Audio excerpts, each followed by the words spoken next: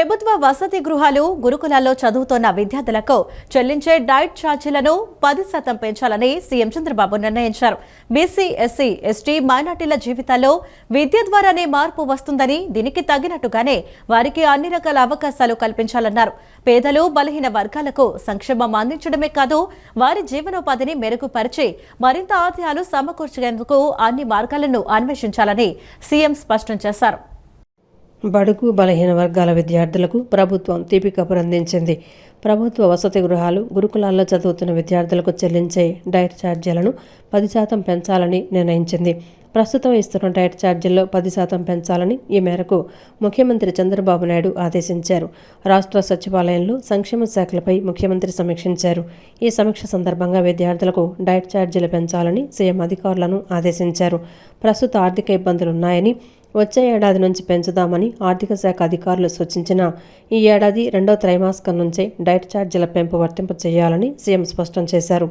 బలహీన వర్గాల విద్యార్థుల కోసం డైట్ ఛార్జీలు పెంచాల్సిన అవసరం ఉందని ముఖ్యమంత్రి వ్యాఖ్యానించారు. ఈ సందర్భంగా ముఖ్యమంత్రి మాట్లాడుతూ బీసీ, ఎస్సీ, ఎస్టీ, మైనార్టీల జీవితాల్లో విద్య ద్వారానే మార్పు వస్తుందన్నారు. దీనికి తగినట్లుగానే వారికి అన్ని రకాల అవకాశాలు కల్పించాలన్నారు. మెరుగైన విద్య, మౌలిక సదుపాయాలతో పాటు పౌష్టికాహారాన్ని అందించాల్సిన అవసరం ఉందని, ఈ మేరకే డైట్ ఛార్జీలు పెంచుతున్నామని వెల్లడించారు. ఎస్సీ, ఎస్టీ, బీసీ, మైనార్టీ వర్గాలకు లబ్ధి చేకూర్చే విషయంలో వారికి కలిగే ప్రయోజనాన్ని పరిగణలోకి తీసుకోవాలని సీఎం చంద్రబాబు అన్నారు. సంక్షేమ శాఖలకు చెందిన విద్యా సంస్థల్లో చదివే విద్యార్థులకు నాణ్యమైన విద్యను అందించాలని సీఎం స్పష్టం చేశారు. ఈ మేరకు రాష్ట్రంలో పెద్ద ఎత్తున గురుకులాల నిర్మాణం చేపట్టాలని ఆదేశించారు. ప్రభుత్వ విద్యా సంస్థలను కార్పొరేటుకు ధీటుగా తీర్చిదిద్దాలని వ్యాఖ్యానించారు. హాస్టళ్ల స్థానంలో గురుకులాల నిర్మాణం చేపట్టేందుకు పెద్దపీట వేయాలని, రెసిడెన్షియల్ స్కూళ్లలో నెట్ జీరో విధానాన్ని అమలు చేయడం వల్ల ఎలాంటి ఉపయోగాలు ఉన్నాయో విశ్లేషించాలని సూచించారు. బయోడైవర్సిటీ పార్కుల తరహాలో గురుకులాలను నిర్వహించాలని, మెరుగైన వసతులు, మౌలిక సదుపాయాలతో గురుకులాలను నిర్మిద్దామన్నారు. అన్ని రెసిడెన్షియల్ స్కూళ్లు, హాస్టళ్ల మెయింటెనెన్స్ గ్రాంట్ ఇవ్వాలి. దీని నిమిత్తం 100 కోట్లు కేటాయిస్తున్నామని, హాస్టళ్లు, గురుకులాల్లో చదివే విద్యార్థులను ఉన్నత విద్య, పోటీ పరీక్షలకు ప్రిపేర్ చేసేలా చర్యలు తీసుకోవాలని సూచించారు. ఐఐటి, ఎన్ఐటి, నీట్ వంటి పోటీ పరీక్షల్లో ప్రతిభ కనపరిచేలా శిక్షణ ఇప్పించాలన్నారు. పోటీ పరీక్షలకు గురుకులాల్లో చదువుతున్న విద్యార్థులను సిద్ధం చేయాలని, విద్యతో సమానంగా శిక్షణ అందించాలన్నారు. బెస్ట్ టీచర్స్ నియమించి క్వాలిటీ ట్రైనింగ్ ఇవ్వాలి. హాస్టళ్లు, గురుకులాల్లో చదువుకుంటూ ప్రతిభ కనపరిచే ఇంటర్ విద్యార్థుల కోసం ప్రత్యేక శిక్షణా కేంద్రాలను ఏర్పాటు చేయాలని, ఈ మేరకు పైలట్ ప్రాజెక్టు కింద కొన్ని ప్రత్యేక శిక్షణా కేంద్రాలు ప్రారంభించాలని ఆదేశించారు. ఐటీఐ, పాలిటెక్నిక్ కాలేజీలను మ్యాపింగ్ చేసి నైపుణ్యం పెంచి పారిశ్రామిక అవసరాలకు వర్క్ఫోర్స్ సిద్ధం చేయాలన్నారు. హాస్టళ్లు, గురుకులాలు, ఆశ్రమ పాఠశాలల్లో విద్యార్థుల ఆరోగ్యాన్ని ఎప్పటికప్పుడు పర్యవేక్షించేలా ఓ వైద్య విభాగాన్ని ఏర్పాటు చేయాలని దిశానిర్దేశం చేశారు. సంక్షేమ హాస్టళ్లను ఎన్ఆర్ఐలు అడాప్ట్ చేసుకునేలా వారితో సంప్రదింపులు జరపాలని, సంక్షేమ హాస్టళ్లు, రెసిడెన్షియల్ స్కూళ్లు, గురుకులాలు, ఆశ్రమ పాఠశాలల్లో పూర్వ విద్యార్థుల నెట్వర్కింగ్ చేయాలన్నారు. రెసిడెన్షియల్ స్కూళ్లు, గురుకులాల్లో స్వచ్ఛందంగా ముందుకొచ్చి విద్యా, వైద్య సేవలు అందించే వాళ్ళకి అవకాశం కల్పించాలని ముఖ్యమంత్రి సూచించారు. పేదలు, బలహీన వర్గాలకు సంక్షేమం అందించడమే కాదు, వారి జీవనోపాధిని మెరుగుపరిచి మరింత ఆదాయాలు సమకూర్చేందుకు అన్ని మార్గాలను అన్వేషించాలని సీఎం స్పష్టం చేశారు. హిందువుల మనోభావాలు దెబ్బతీసేలా వ్యాఖ్యలు చేస్తున్న వారిని వైసీపీ సంబంధించడం భారత రాజ్యాంగానికి తూట్లు పొడవటమేనని ఏపీ దేవాదాయ శాఖ మంత్రి ఆనం రామనారాయణ రెడ్డి మండిపడ్డారు. ఒక వ్యక్తి రావణ్ పేరుతో హిందువుల మనోభావాలను దెబ్బతీసే ప్రయత్నం చేస్తూ పీఠాధిపతులను కూడా విమర్శించే స్థాయికి జగన్ అండ్ కో వెళ్లిపోయారని మండిపడ్డారు. ఇలాంటి వారిని ప్రోత్సహించాలని రాజారెడ్డి రాజ్యాంగంలో రాసుకున్నారా అని ప్రశ్నించారు. భారతీయులు హిందువుల మనోభావాలు దెబ్బతీసేలా వ్యాఖ్యలు చేస్తున్న వారిని గొడ్డలి పార్టీ సమర్థించడం భారత రాజ్యాంగానికి తూట్లు పడవటమేనని ఏపీ దేవాదాయ శాఖ మంత్రి ఆనం రామనారాయణ రెడ్డి తీవ్ర ఆగ్రహం వ్యక్తం చేశారు. ప్రజాస్వామ్యాన్ని కించపరుస్తూ రాజ్యాంగానికి పెడర్థాలు తీసి ప్రజల మనోభావాలను దెబ్బతీస్తున్నారని ధ్వజమెత్తారు. సమాజాన్ని తమ వైపు తిప్పుకోవడానికి మత విద్వేషాలు రెచ్చగొడతారా అని మంత్రి ఆనం ప్రశ్నించారు. ఒక వ్యక్తి రావణ్ పేరుతో హిందువుల మనోభావాలను దెబ్బతీసే ప్రయత్నం చేస్తూ పీఠాధిపతులను కూడా విమర్శించే స్థాయికి జగన్ అండుకు వెళ్లిపోయారని మండిపడ్డారు. ఇలాంటి వాటిని ప్రోత్సహించాలని రాజారెడ్డి రాజ్యాంగంలో రాసుకున్నారా అని ప్రశ్నించారు. సామాన్యుల మనుగడను దెబ్బతీసే ప్రయత్నాన్ని ప్రోత్సహిస్తున్న జగన్ రెడ్డి వెంటనే సమాధానం చెప్పాలని డిమాండ్ చేశారు. ఆర్టికల్ 19(1)(a) భావ స్వేచ్ఛను ప్రతి ఒక్కరికి కల్పించినట్లే మత విశ్వాసాలను, స్వేచ్ఛను పరిరక్షించే హక్కులను రాజ్యాంగం కల్పించిందని మంత్రి ఆనం తెలిపారు. రాజ్యాంగం ఇవ్వని భావ ప్రకటన స్వేచ్ఛ తమకుందని చెప్పుకుంటూ అనేక వర్గాలను, మతాలను వేరు చేయాలని జోసెఫ్ రావణ్ అనే వ్యక్తి ద్వారా జగనే చేయిస్తున్నారని ఆరోపించారు. మతాలను అగౌరవపరచమని ఏ రాజ్యాంగం చెప్పిందో జగన్ సమాధానం చెప్పాలని డిమాండ్ చేశారు. ఇలాంటి వారిపై చట్టాలు తన పని తాను చేసుకోవాల్సి ఉందని మంత్రి ఆనం రామనారాయణ రెడ్డి పేర్కొన్నారు. ఈ దేశంలో పుట్టిన మీరు, భారతీయులు అని చెప్పుకునేటువంటి మీరు, భారతీయ సంస్కృతి రాజ్యాంగం ప్రకారం ఓటు హక్కు కలిగిన మీరు ఇవాళ భారతీయతనే ప్రశ్నించే విధంగా, హిందుత్వాన్నే ప్రశ్నించే విధంగా మీరు మాట్లాడడం చూస్తూ ఉంటే ఈ దేశ విచ్ఛిన్నానికి మీరు తయారయ్యారు. మీ స్వార్థ ప్రయోజనాలకి భారతదేశాన్ని, హిందూ సమాజాన్ని విచ్ఛిన్నం చేయడానికే మీరు తయారయ్యారని చెప్పి ఇవాళ చెప్పాల్సిన అవసరం ఉంది. దీన్ని ఖండించాల్సిన అవసరం కూడా ఉంది అని చెప్పి ఈ సందర్భంగా మనవి చేస్తున్నాం. కోట్లాది మంది హిందువుల మనోభావాలు ముఖ్యమా, లేకుంటే జగన్ రెడ్డి గారికి, గొడ్డలి పార్టీకి రావణ్ జోసెఫ్ చేసిన వ్యాఖ్యలు ముఖ్యమా? ఇవాళ ఆయనే తేల్చి చెప్పాల్సిన అవసరం కూడా ఉంది. ప్రభుత్వం చట్టపరమైన చర్యలు తీసుకుంటే దానికి ఆయన చెప్పే భాష్యం నేను తోడుగా ఉంటానంటావా? చట్టపరంగా నేను మద్దతు ఇస్తానంటావా? అసలు నువ్వేం మాట్లాడుతున్నావు నీకు అర్థమవుతుందా? స్వేచ్ఛా భారతంలో నువ్వు ఉన్నావా లేదా? అసలు రిజర్వేషన్ల ద్వారా శతాబ్దాలుగా సామాజిక వివక్షకు గురైన వర్గాల అభ్యున్నతి, విద్య, వైద్య, ఉద్యోగాలలో సమాన అవకాశాలు, సామాజిక న్యాయం స్థాపన అన్నదే భారత రాజ్యాంగం యొక్క ముఖ్య లక్ష్యం. అంతేగాని నువ్వు మత విద్వేషాలు రెచ్చగొడతా ఉంటే చూస్తూ ఉండడం అనేటువంటిది భారత రాజ్యాంగం ఎక్కడ కూడా దీన్ని పరిమితి చేయదు. సామాజిక న్యాయం పేరిట నిర్వహించే సమావేశాలు, ఉద్యమాలు రాజ్యాంగ విలువలను బలోపేతం చేయాలి. కానీ భారతదేశ విచ్ఛిన్నానికి, ఒక మత విధ్వంసానికి, హిందూ మతాన్ని హనుమకొండకు చెందిన తన అభిమాని నిరంజన్ మృతిపై ఆంధ్రప్రదేశ్ ఉప ముఖ్యమంత్రి పవన్ కళ్యాణ్ సోషల్ మీడియా వేదికగా తీవ్ర దిగ్భ్రాంతి వ్యక్తం చేశారు. నిరంజన్ ఇక లేడనే వార్త నా హృదయాన్ని తీవ్రంగా కలచివేసిందంటూ పవన్ కళ్యాణ్ సంతాపం వ్యక్తం చేశారు. చిన్నారి ఆత్మకు శాంతి చేకూరాలని భగవంతుణ్ణి ప్రార్థిస్తున్నారని పేర్కొన్నారు. అలాగే నిరంజన్ కుటుంబ సభ్యులకు ప్రగాఢ సానుభూతి తెలియజేస్తూ ఈ తీరని విషాదాన్ని భరించే శక్తిని వారికి ఆ భగవంతుడు ప్రసాదించాలని ప్రార్థించాలని అన్నారు. Power star deputy CM Pawan Kalyan వీరాభిమాని నిరంజన్ మృతి చెందాడు. హన్మకొండ జిల్లాలోని హనుమాన్ నగర్కు చెందిన నిరంజన్ అనారోగ్యం కారణంగా హైదరాబాద్లోని ఓ ఆసుపత్రిలో చికిత్స పొందుతూ చనిపోయాడు. మరోవైపు జూన్ 17న నిరంజన్ను జనసేన అధినేత పవన్ కళ్యాణ్ పరామర్శించిన విషయం తెలిసిందే. నిరంజన్ కోసం OG2 షూటింగ్ను పూర్తి చేస్తానని, ఫస్ట్ తనకే చూపిస్తానని పవన్ కళ్యాణ్ ఆ బాలుడికి హామీ ఇచ్చారు. ఇక నిరంజన్ మృతి పట్ల కుటుంబ సభ్యులు కన్నీరు మున్నీరుగా విలపిస్తున్నారు.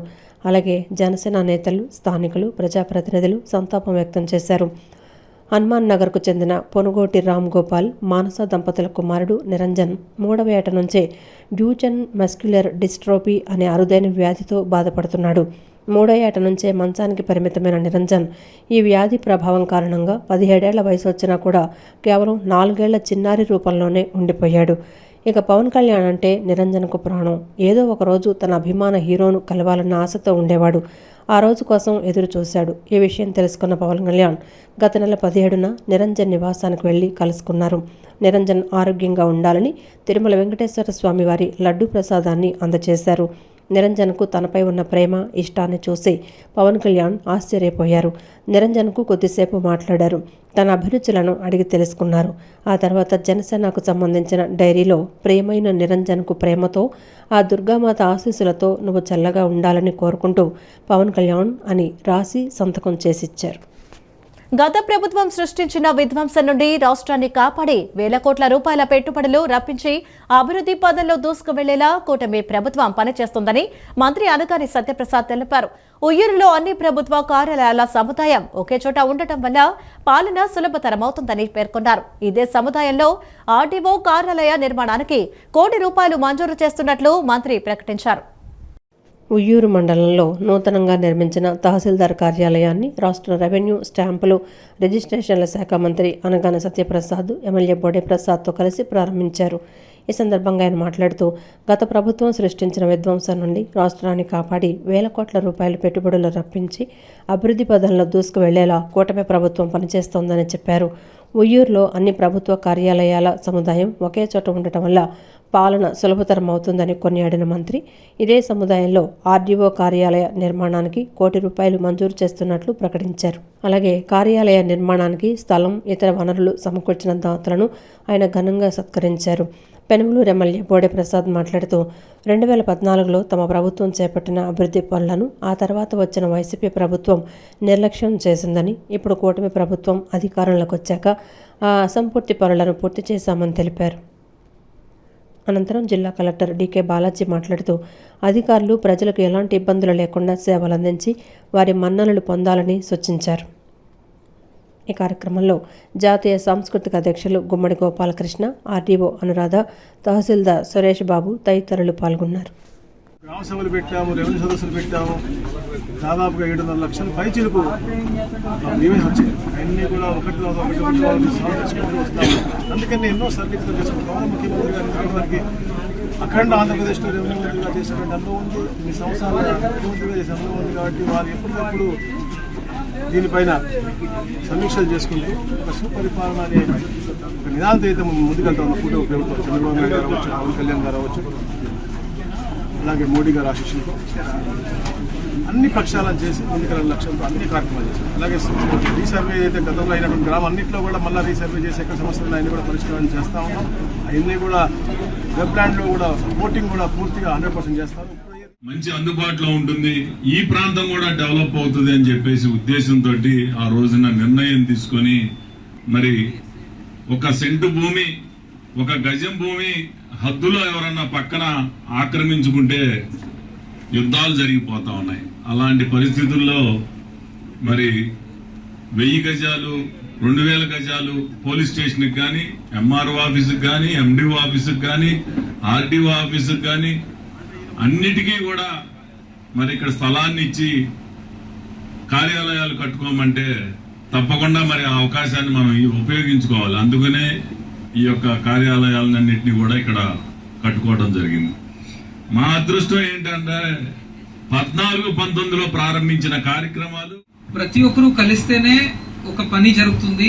సో ఇలాగే ఈ ఒక భవనం నిర్మాణానికి కూడాను ప్రభుత్వంతో పాటు మనం చాలా మంది దాతలు కూడా ముందుకు రావడము, ఆ దాతలందరికీ కూడా నేను పేరు పేరున కృతజ్ఞతలు తెలియజేస్తున్నాను. అంతేకాకుండా ఇవన్నీ ఒక చోట వచ్చి పనులు జరగాలి అంటే దానికి ఒక సారథి ఉండాలి. ఆ సారథి మన తహసీల్దార్ సురేష్ గారు.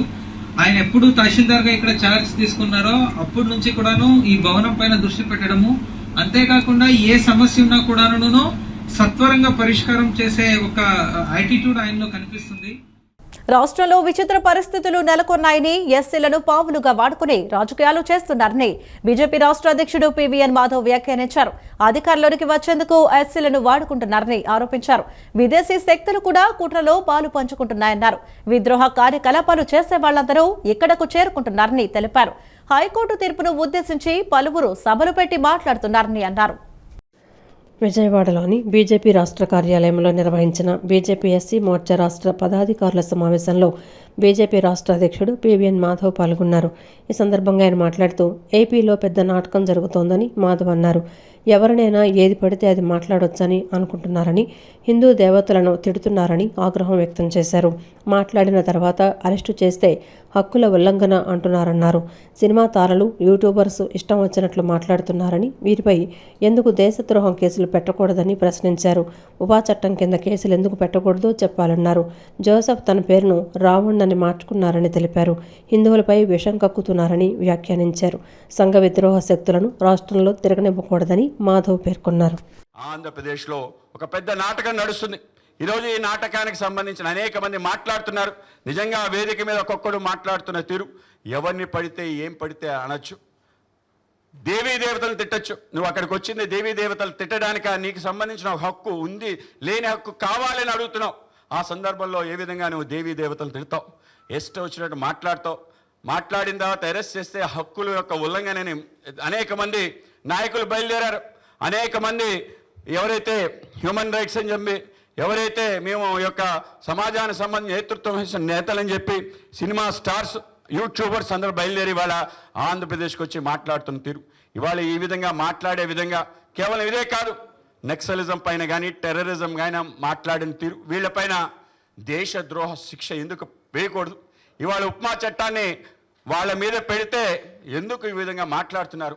తప్పనిసరిగా ఇటువంటి గొంతుల్ని మనం అమరావతి నిర్మాణాలపై గొడ్డలిపాటి పోలికలు పొంతన లేనివని మంత్రి నారాయణ మండిపడ్డారు. ఐకానిక్ భవనాలతో సాధారణ భవన నిర్మాణాల ఖర్చును పోల్చుతూ ప్రజల్ని తప్పుదోవ పట్టించే ప్రయత్నం చేస్తున్నారని విమర్శించారు.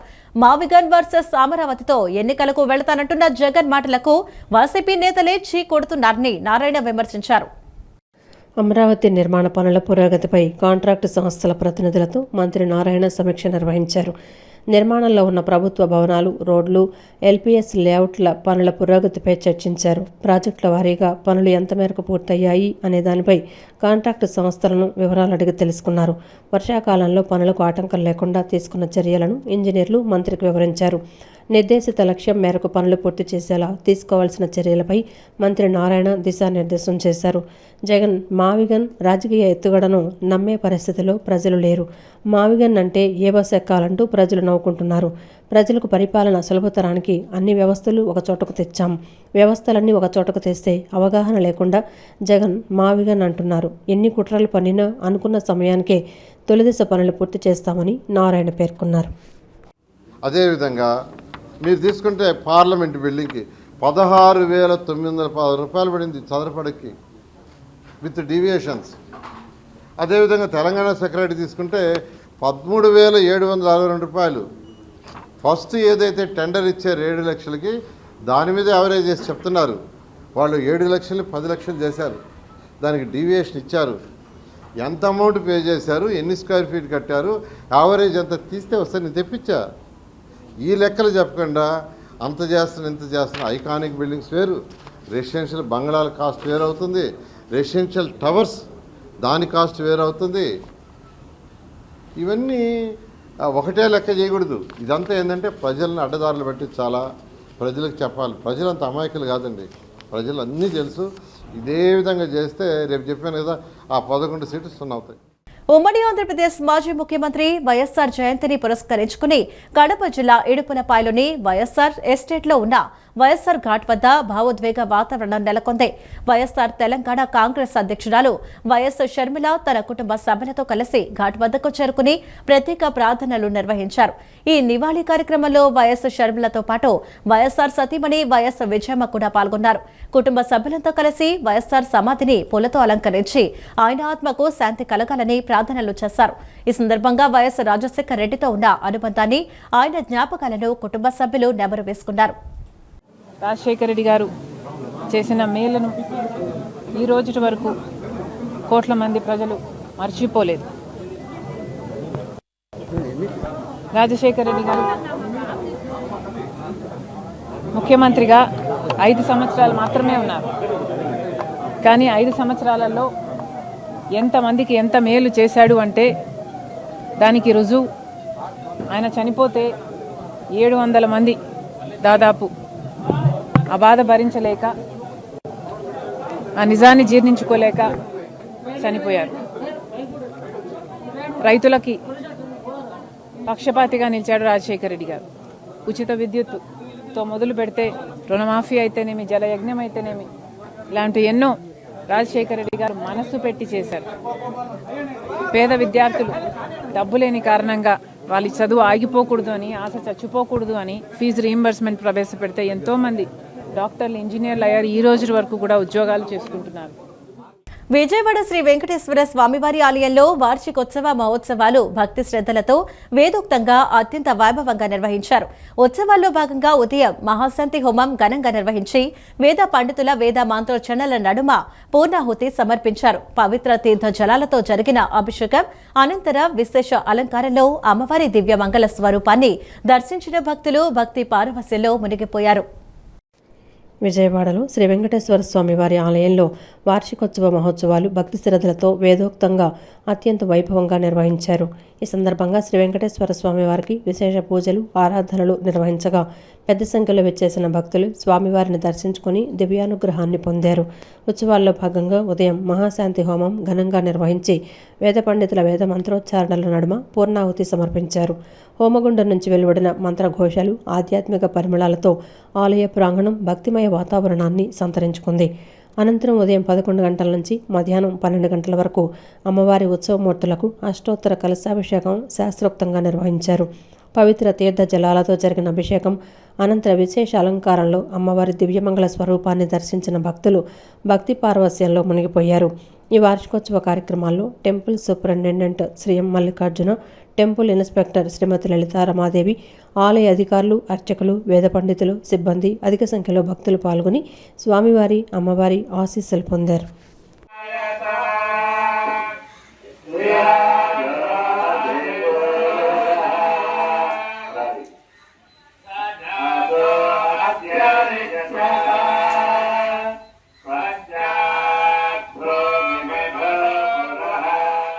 మాజీ ముఖ్యమంత్రి వైఎస్ రాజశేఖర రెడ్డి పాలనలోనే ఆంధ్రప్రదేశ్ రాష్ట్రం అన్ని రంగాల్లో అభివృద్ధి చెందిందని, ఆయన హయామే రాష్ట్రానికి స్వర్ణ యుగమని మాజీ మంత్రులు వెల్లంపల్లి శ్రీనివాస్, జోగి రమేష్ పేర్కొన్నారు. 2004లో వైఎస్ రాజశేఖర రెడ్డి ముఖ్యమంత్రి కాకపోయి ఉంటే పేద విద్యార్థులకు ఫీజు రియంబర్స్మెంట్, పేదల ప్రాణాలు కాపాడే ఆరోగ్యశ్రీ, అన్నదాతలకు ఉచిత విద్యుత్ వంటి విప్లవాత్మక పథకాలు వచ్చేవి కావన్నారు. కేవలం 5 సంవత్సరాల స్వల్ప పాలనలోనే కోట్లాది మంది ప్రజల గుండెల్లో వైఎస్ఆర్ చిరస్థాయిగా నిలిచిపోయేలా సంక్షేమ పథకాలను అమలు చేశారన్నారు. మాజీ ముఖ్యమంత్రి వైఎస్ రాజశేఖర రెడ్డి జయంతి వేడుకలు విజయవాడ కంట్రోల్ రూమ్ వద్ద ఘనంగా జరిగాయి. ఈ సందర్భంగా కంట్రోల్ రూమ్ సెంటర్లోని వైఎస్ఆర్ విగ్రహానికి మాజీ మంత్రులు వెల్లంపల్లి శ్రీనివాస్, జోగి రమేష్, మాజీ ఎమ్మెల్యే మల్లాది విష్ణు, వైసీపీ నేతలు పూలమాలలు వేసి ఘన నివాళులర్పించారు. అనంతరం కేక్ కట్ చేశారు. అనంతరం వారు మాట్లాడుతూ చారిత్రాత్మక పాదయాత్ర ద్వారా ప్రజల కష్టాలను స్వయంగా తెలుసుకున్న ప్రజానేత వైఎస్ఆర్ అని కొనియాడారు. ముఖ్యమంత్రిగా బాధ్యతలు స్వీకరించిన వెంటనే రైతుల సంక్షేమం కోసం ఉచిత విద్యుత్ ఫైల్పై వైఎస్ఆర్ తొలి సంతకం చేశారన్నారు. నాడు ఆయన వేసిన అడుగే నేటికి 2 తెలుగు రాష్ట్రాలలో ఉచిత విద్యుత్ నిరంతరాయంగా కొనసాగడానికి బాటలు వేసిందన్నారు. వైఎస్ఆర్ జన్మదినాన్ని రైతు దినోత్సవంగా ప్రకటించి అమలు చేసిన ఘనత వైఎస్ జగన్మోహన్ రెడ్డిదేనని స్పష్టం చేశారు. వైఎస్ జగన్ 5 ఏళ్ల హయాంలో ఆర్బీకేలు, క్రాప్ ఇన్సూరెన్స్ గిట్టుబాటు ధరలతో రైతులకు స్వర్ణయుగం సాగిందని విష్ణు పేర్కొన్నారు. ప్రస్తుత చంద్రబాబు నేతృత్వంలోని కూటమి ప్రభుత్వంలో వ్యవసాయం మళ్లీ దండగగా మారిందన్నారు. రాష్ట్రంలో ఎరువులు, విత్తనాల కోసం రైతులు గంటల తరబడి క్యూలైన్లలో నిలబడాల్సిన దుస్థితి దోపరించిందని ఆవేదన వ్యక్తం చేశారు.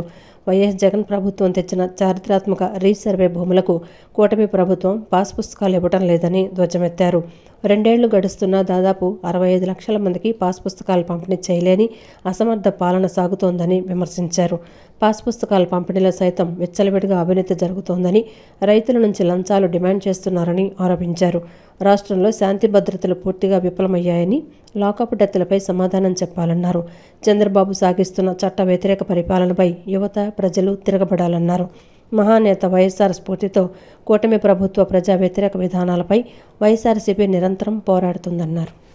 వైఎస్ రాజశేఖర రెడ్డి గారు గనక ఈ రాష్ట్రానికి 2004లో ముఖ్యమంత్రి కాకపోతే గనక ఫీజు రియంబర్స్మెంట్ ఉండేదా, ఆరోగ్యశ్రీ ఉండేదా, రైతులకి ఉచిత కరెంట్ ఉండేదా, సంక్షేమ పథకాలు అనే కనీసం అర్థమైన ఈ ఆంధ్ర రాష్ట్రంలో ఉండేదా అని చెప్పని మనందరం కూడా ఒకసారి అర్థం చేసుకోవాల్సిన అవసరం ఉంది. ఆయన ముఖ్యమంత్రి అయిన వెంటనే పాదయాత్ర చేసిన తర్వాత ప్రజల యొక్క కష్టాలు తెలుసుకొని ప్రజలకి ఏది మేలు చేస్తే మంచిది అని చెప్పని ఆ రోజు పేదవారి కోసం ఆరోగ్యశ్రీ కానివ్వండి, పిల్లల చదువుకి ఫీజు రింబర్స్మెంట్ కానివ్వండి, రైతులకి ఉచిత కరెంటు కానివ్వండి, ఉచిత గృహాలు కానివ్వండి, ప్రతి ఒక్క పథకానికి కూడా 5 సంవత్సరాలు ముఖ్యమంత్రి చేసినప్పటికీ ఓన్లీ 5 సంవత్సరాలు ముఖ్యమంత్రిగా చేశాడు. రాజశేఖర రెడ్డి గారి పాదయాత్రలో ఆయన పాదయాత్ర ప్రారంభమైన నాటి నుంచి చివరి వరకు కూడా ప్రజల దగ్గర నుంచి వచ్చినటువంటి సమస్యల్ని క్రోడీకరించుకుని మొట్టమొదటిగా ఈ రాష్ట్రంలో రైతులకి మేలు చేయాలి అని చెప్పండి, ఈ రాష్ట్రంలో రైతులకి ఇబ్బంది పడకుండా ఉండాలి అని చెప్పండి, ఈ రాష్ట్రంలో రైతులకి చేయూత అందించాలనే ఉద్దేశంతో మొట్టమొదటిసారిగా తొలి సంతకం ఉచిత విద్యుత్ మీద పెట్టినటువంటి పరిస్థితి. రాష్ట్రంలోని ప్రభుత్వ పాఠశాలలను కార్పొరేట్ స్థాయిలో అభివృద్ధి చేసేందుకు ప్రభుత్వం అనేక సంస్కరణలు చేపడుతోందని ఎమ్మెల్యే బోండా ఉమామహేశ్వరరావు పేర్కొన్నారు. ప్రతి విద్యార్థికి నాణ్యమైన విద్యను అందించేందుకు కూటమి ప్రభుత్వం కట్టుబడి ఉందని స్పష్టం చేశారు.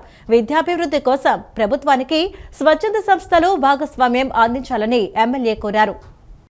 సింగనగర్లోని స్వామి వివేకానంద పాఠశాలలో ఆల్ ఇండియా ఫెడరేషన్ రాష్ట్ర కార్యనిర్వహణ కార్యదర్శి ఆలా తారక రామారావు ఆధ్వర్యంలో విద్యా సామగ్రి పంపిణీ కార్యక్రమం జరిగింది. ఈ కార్యక్రమానికి ప్రభుత్వ విప్ సెంట్రల్ నియోజకవర్గ శాసనసభ్యులు బోండా ఉమామహేశ్వరరావు ముఖ్య అతిథిగా హాజరయ్యారు. ఆయన చేతుల మీదుగా 8, 9, 10 తరగతులకు చెందిన సుమారు 300 మంది విద్యార్థులకు పాఠ్యపుస్తకాలు, నోట్బుక్స్, పెన్నులు, జామెట్రీ బాక్సులు, స్కూల్ బ్యాగులను పంపిణీ చేశారు. ఈ సందర్భంగా బోండా ఉమ మాట్లాడుతూ విద్యార్థుల విద్యాభివృద్ధికి తోడ్పడే ప్రతి కార్యక్రమం సమాజాభివృద్ధికి పునాదని అన్నారు.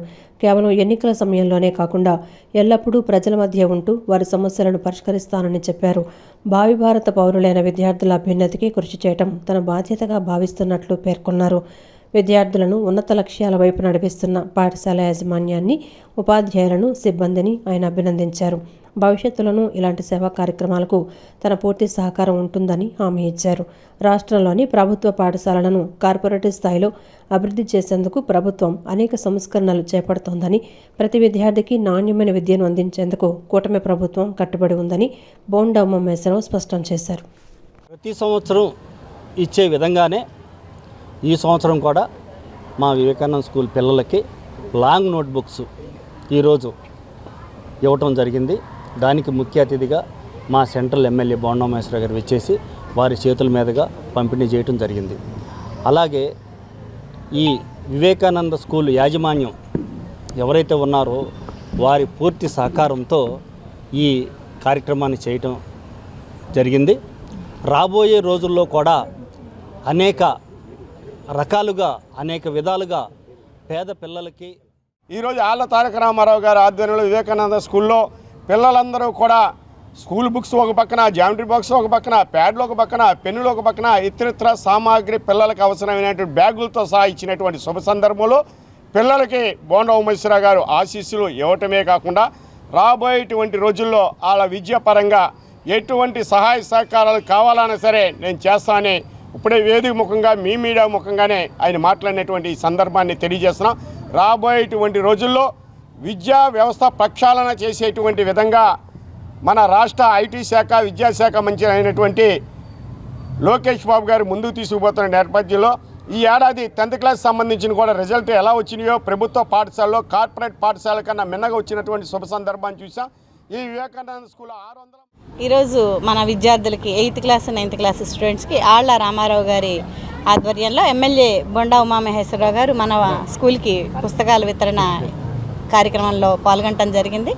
అలాగే ఇచ్చిన ఆళ్ళ రామారావు గారికి మన ఎమ్మెల్యే సార్ శ్రీ ఉమామహేశ్వరరావు గారికి ధన్యవాదాలు తెలుపుకుంటున్నాను. సంక్షేమ పథకాల ప్రదాత మహనీయుడు దివంగత ముఖ్యమంత్రి డాక్టర్ వైఎస్ రాజశేఖర రెడ్డి అని రాష్ట్ర సీనియర్ నాయకులు కడియాల బుచ్చిబాబు, మాజీ ఫ్లోర్ లీడర్ వెంకట సత్యనారాయణ, మాజీ డిప్యూటీ మేయర్ బెల్లం దుర్గా కొనియాడారు. డాక్టర్ వైఎస్ రాజశేఖర రెడ్డి 77వ జయంతి సందర్భంగా ఎన్టీఆర్ జిల్లా వైఎస్ఆర్ కాంగ్రెస్ పార్టీ కార్యాలయంలో జయంతి వేడుకలను ఘనంగా నిర్వహించారు.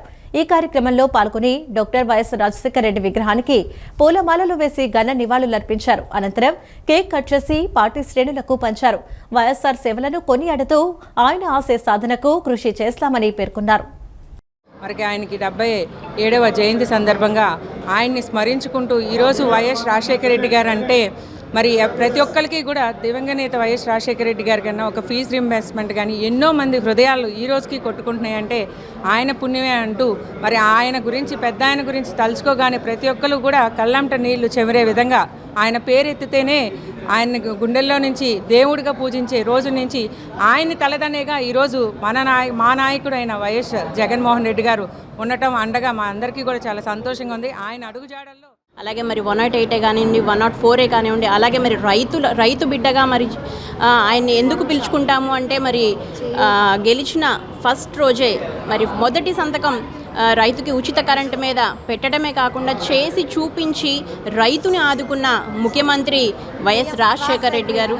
మరి అలాగే ఈ ప్రపంచం ఉన్నంత వరకు తెలుగువాడు ఎక్కడున్నా సరే వైఎస్ రాజశేఖర రెడ్డి గారు బతికే ఉంటారు. ప్రజాసేవలో వైఎస్ఆర్ రాజశేఖర రెడ్డి అంకిత భావం రాష్ట్ర ప్రజలకు అందించిన అద్భుతమైన సేవలు నిరుపమానమని వైఎస్ఆర్ ట్రేడ్ యూనియన్ అధ్యక్షులు పునూరు గౌతమ్ రెడ్డి కొనియాడారు. సత్యనారాయణపురంలో దివంగత ముఖ్యమంత్రి వైఎస్ఆర్ రాజశేఖర రెడ్డి 77వ జయంతి వేడుకలు ఘనంగా నిర్వహించారు. వైఎస్ఆర్ ట్రేడ్ యూనియన్ ఆధ్వర్యంలో జరిగిన ఈ కార్యక్రమంలో యూనియన్ అధ్యక్షులు పునూరు గౌతమ్ రెడ్డి ముఖ్య అతిథిగా పాల్గొని వైఎస్ఆర్ విగ్రహానికి పూలమాల వేసి ఘనంగా నివాళులర్పించారు. అనంతరం ఆయన మీడియాతో మాట్లాడుతూ వైఎస్ఆర్ ఆశయ సాధన కోసం వైఎస్ఆర్ కాంగ్రెస్ పార్టీ శ్రేణులన్నీ అంకిత భావంతో ముందుకు వెళుతున్నాయని గౌతమ్ రెడ్డి పేర్కొన్నారు. ఆంధ్రప్రదేశ్ చరిత్రలో పరిపాలన అనగానే ముగ్గురు నాయకులే గుర్తుకొస్తారని, ₹2 కిలో బియ్యం అనగానే ఎన్టీఆర్, పేదల ప్రాణాలు నిలిపిన ఆరోగ్యశ్రీ అనగానే వైఎస్ఆర్, నేరుగా ఇంటికే పాలన అందించిన సచివాలయ వ్యవస్థ అనగానే జగన్మోహన్ రెడ్డి ప్రజల గుండెలో నిలిచిపోతారని ఆయన కొనియాడారు. రాజశేఖర రెడ్డి గారు వారు అందించినటువంటి సేవా దృక్పథం కానీ, ప్రజానీకానికి అందించినటువంటి సేవలు కానీ మరొకసారి మననం చేసుకుని మేమంతా ఒక అంకిత భావంతో ముందుకు వెళ్ళాలనేటువంటి ఉద్దేశంతో ఈ కార్యక్రమాన్ని తీసుకోవడం జరిగింది. అసలు ఈ రాష్ట్రంలో ఇంతమంది పరిపాలన చేసినప్పటికీ కూడా పరిపాలనని గుర్తుపెట్టుకునేది ముగ్గురు వ్యక్తుల్ని. ఒకటి ₹2 బియ్యం, రూపాయి బియ్యం అంటే డాక్టర్ ఎన్టీఆర్ గారిని తలుచుకుంటారు. ఆరోగ్యశ్రీ అంటేనే వైఎస్ఆర్ పేరు గుర్తు ఉంటుంది. అదేవిధంగా జగన్మోహన్ రెడ్డి గారి పేరు తలుచుకోవాలనంటే సచివాలయ వ్యవస్థ, మహాత్మా గాంధీ ఏదైతే కలలు కన్నటువంటి వ్యవస్థ ఉందో ఆ వ్యవస్థను తయారు చేసి తీసుకొచ్చినటువంటిది జగన్మోహన్ రెడ్డి గారిని తెలుసుకుంటాం. నంద్యాల జిల్లా కొలిమిగుండ్ల మండలంలోని పిఎస్ లో జరిగిన కస్టోడియల్ డెత్ ను విచారించి తమకు న్యాయం చేయాలని గౌరవ హైకోర్టును లీగల్ ఆక్షన్ ఫోరం కన్వీనర్ గిరి, బాధితులు వంక దారి చిన్నప్ప ఆశ్రయించారు. కస్టోడియల్ డెత్ విషయమై గౌరవ డీజీపీని, గౌరవ హోంమంత్రిని కలిసినప్పటికీ తమకు న్యాయం జరగలేదని కొలిమిగుండ్ల సీఐ రమేష్ బాబు దొమ్మరి వెంకట సుబ్బయ్య అనే వ్యక్తిని చంపేసి ఆత్మహత్యగా చిత్రీకరించారని ఆరోపించారు. ఈ విషయమై ముఖ్యమంత్రి నారా చంద్రబాబు, ఉప ముఖ్యమంత్రి పవన్ కళ్యాణ్ జోక్యం చేసుకుని తమకు న్యాయం చేయాలని అర్థించారు. నంద్యాల జిల్లా కొలిమిగుండ్ల మండలంలోని పిఎస్లో జరిగిన కస్టోడియల్ డెత్ వివరాలను వారు మీడియా ముందు ఉంచారు. నంద్యాల జిల్లా కొలిమిగుండ్ల మండలం సిఐ రమేష్ బాబు దొమ్మరి వెంకట సుబ్బయ్య అనే వ్యక్తిని చంపేసి ఆత్మహత్యగా చిత్రీకరించారని, అక్రమ దొంగతనం కేసులో దొమ్మరి వెంకట సుబ్బయ్యను అరెస్టు చేసి చిత్రహింసలకు గురిచేసి చంపేశారని ఆరోపించారు. అంతేకాకుండా తమకు న్యాయం చేయాలని గౌరవ డీజీపీని, గౌరవ హోంమంత్రిని కలిశామని, ఇప్పుడు హైకోర్టును ఆశ్రయించామని, తమపై ఏ విధంగా కేసులు బనాయించాలి, ఏ విధంగా హతమార్చాలి అని దుర్బుద్ధి కోణంతో కొలిమిగుండ్ల మండలం సిఐ రమేష్ బాబు ఉన్నారని ఆరోపించారు. రమేష్ బాబు నుండి తమకు ప్రాణహాని ఉందని, తమకు ఎక్కడికి వెళ్లినా న్యాయం జరగకపోవడంతో గౌరవ హైకోర్టును ఆశ్రయించడం జరిగిందని చెప్పుకొచ్చారు. ఈ విషయమై ముఖ్యమంత్రి నారా చంద్రబాబు నాయుడు, ఉప ముఖ్యమంత్రి పవన్ కళ్యాణ్ జోక్యం చేసుకుని తమకు న్యాయం చేయాలని అర్థించారు. కస్టోడియల్ డెత్కు కారణమైనటువంటి రమేష్ బాబు పైన, ఇతర సిబ్బంది పైన చర్య తీసుకోమని, కానీ వారు స్పందించకపోవడంతో మేము గౌరవ ఏపీ హైకోర్టు వారిని ఆశ్రయించాము. హైకోర్టు వారు వారికి మా కేసును ఈ పెద్ద గ్రామానికి చెందిన, కొలింగుండ్ల గ్రామానికి చెందిన చిన్నప్ప వంకదార చిన్నప్ప అనే అతను హైకోర్టును ఆశ్రయించగా హైకోర్టు వారు పోలీస్ డిపార్ట్మెంట్కి నోటీసులు అందజేసినారు. తర్వాత దానిపైన కూడా పోలీసు వాళ్ళు కూడా కౌంటర్ వేశారు. దానిపైన కోర్టు విచారణ జరుగుతోంది. అతి త్వరలో దానిపైన కోర్టు వారు పోలీసులపైన తగిన చర్యలు తీసుకోమని. మా కుటుంబంలో కానుంటి మీకే ఓట్లు వేసుకునే మేము మీ మనసులమే సార్. కానీ ఇంత దారుణంగా సీఏ రమేష్ బాబు అక్కడ విమర్శిస్తున్నాడంటే అక్కడ ఏం జరుగుతుందో మీరు ఒక్కసారి గమనించండి సార్. నన్నే కాదు సార్, చాలా మందిని అక్కడ కొట్టడము, లాఠీలతో కొట్టడము. అతను మోగ వ్యక్తిని సార్, రెడ్డి అనే వ్యక్తిని చేయి కూడా ఇరగొట్టాడు అతనికి. కానీ అతను కూడా చెప్పుకోవాలని వచ్చినాడు. కానీ ఏంటంటే అతను భయపడి రాలేకపోయాడు. ఈ విషయంగా నేను నారా చంద్రబాబు నాయుడు సార్ గారికి, లోకేష్ సార్ గారికి, హోమ్ మినిస్టర్ మేడం గారికి, మరి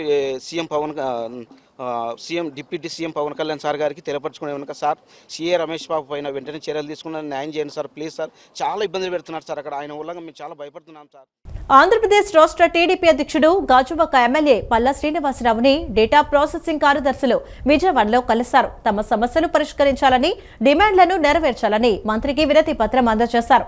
వార్డు డేటా ప్రాసెసింగ్ కార్యదర్శులకు జూనియర్ అసిస్టెంట్ క్యాడర్ కి సమానంగా టెక్నికల్ విభాగంలో ప్రమోషన్ కల్పించే విధంగా ప్రభుత్వం దృష్టికి తీసుకుని వెళ్లమని వినతి పత్రం ఇచ్చారు. దీనికి మంత్రి మరియు ఓఎస్డీతో మాట్లాడి ఉన్న ఇబ్బంది గమనించి వీరికి టెక్నికల్ విభాగంలో ప్రమోషన్ వచ్చేలా చూడమని చెప్పారు. ఈ కార్యక్రమంలో డేటా ప్రాసెసింగ్ కార్యదర్శులు పాల్గొన్నారు.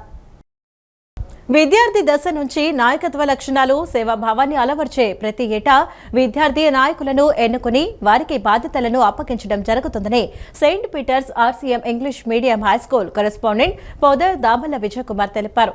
చదువుతో పాటు విద్యార్థుల్లో నైతిక విలువలు, క్రమశిక్షణ, నాయకత్వ లక్షణాలు కూడా పెంపొందించడం జరుగుతుందన్నారు. విద్యార్థులు బాగా చదువుకోవడంతో పాటు పాఠశాల అభివృద్ధికి వారు పాటుపడే విధంగా తీర్చిదిద్దడం జరుగుతుందన్నారు. విజయవాడ టైలర్పేటలోని Saint Peter's RCM English medium హైస్కూల్లో విద్యార్థి నాయకుల పదవీ బాధ్యతల స్వీకార కార్యక్రమం ఘనంగా నిర్వహించారు. కార్యక్రమంలో విద్యార్థులు ప్రదర్శించిన కవాతు ఆకట్టుకుంది. అనంతరం విద్యార్థి నాయకులకు school correspondent father Damalla Vijay Kumar బ్యాడ్జీలు పెట్టారు. ఈ సందర్భంగా ఆయన మాట్లాడుతూ ప్రతి సంవత్సరం విద్యార్థి నాయకుల పదవీ బాధ్యతల స్వీకార కార్యక్రమాన్ని నిర్వహిస్తామని, ఈ కార్యక్రమం ద్వారా విద్యార్థులకు కొన్ని బాధ్యతలు అప్పగించడం జరుగుతుందన్నారు.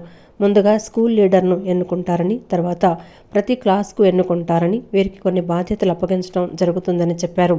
వారు తమ బాధ్యతలను సక్రమంగా నెరవేరుస్తూ తోటి విద్యార్థులకు సహకారులుగా ఉంటూ ఉపాధ్యాయులు, పాఠశాల యాజమాన్యాన్ని గౌరవిస్తూ పాఠశాల అభివృద్ధికి దోహదపడే విధంగా శ్రమించాలని ఆకాంక్షిస్తున్నామని అన్నారు.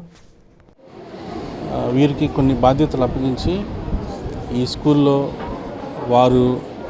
వారి యొక్క బాధ్యతలను సక్రమంగా నెరవేరుస్తూ, అలాగే వారి యొక్క తోటి విద్యార్థులకు వారు సహకారులుగా ఉంటూ వారి యొక్క టీచర్స్ని, ఇక్కడ పాఠశాల యాజమాన్యాన్ని గౌరవిస్తూ ఈ స్కూల్ యొక్క అభివృద్ధికి వారు దోహదపడే విధంగా వారు శ్రమించాలని ఈ యొక్క ఇన్వెస్టిగేషన్ సర్వీ ద్వారా మేము వారి నుండి ఆశిస్తున్నాం. ఇది వారి యొక్క అధికారాన్ని తెలియచేయటం లేదు, కానీ వారి యొక్క సేవాభావాన్ని, అంటే విద్యార్థులుగా ఉన్నప్పటి నుంచే వారికి ఒక సేవాభావము, అంకితభావం అని మంచి గుణాలు అలవాటు చేసుకోవాలనే ఉద్దేశంతో ఈ యొక్క కార్యక్రమాన్ని ప్రతి స్కూల్లో ఏర్పాటు చేయడం జరుగుతుంది. దీని ద్వారా వారి యొక్క అంకితభావాన్ని, తర్వాత వాళ్ళకు ఉన్నటువంటి సామర్థ్యాన్ని ఈ స్కూల్లో ప్రదర్శిస్తూ వారు మంచిగా చదువుకోవడంతో పాటు ఈ స్కూల్ యొక్క అభివృద్ధి కోసం కూడా వారు పాటుపడే విధంగా వారు సహకరిస్తారు. ఈ వార్తలు ఇంతటితో సమాప్తం. నమస్కారం.